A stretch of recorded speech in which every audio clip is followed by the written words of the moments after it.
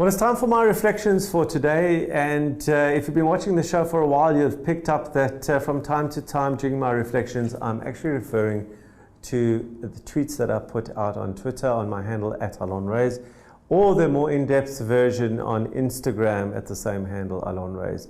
And today's tweet is entitled, "Entrepreneurs read risk for a living and then allocate resources, effort and priority accordingly." Let me repeat that slowly. Entrepreneurs read risk for a living and then allocate resources, effort and priority accordingly. So let's break that up into the first sentence, which is entrepreneurs read risk for a living. What does that mean? Well, it means that we are actually paid every day to work out what might or might not go wrong.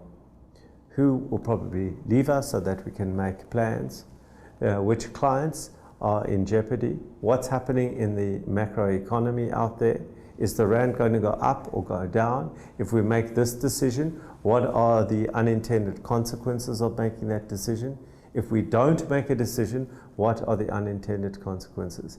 Risk is all around us as entrepreneurs. Our role is to go and navigate by reading through the risk. Where are the high risk, the low risk, and we basically weave through this risk and take our company through that, ensuring that we hit no icebergs on the way.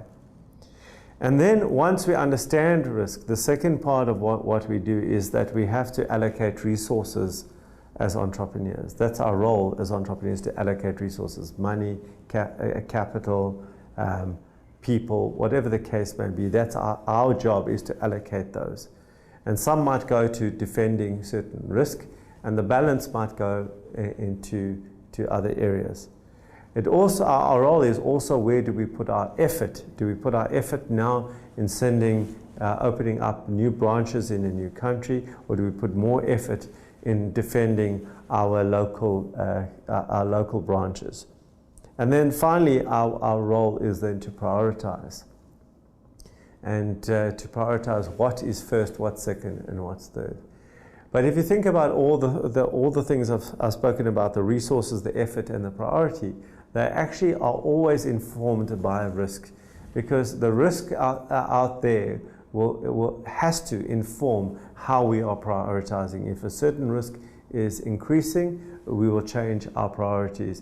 If a certain risk is declining, we will change our priorities accordingly.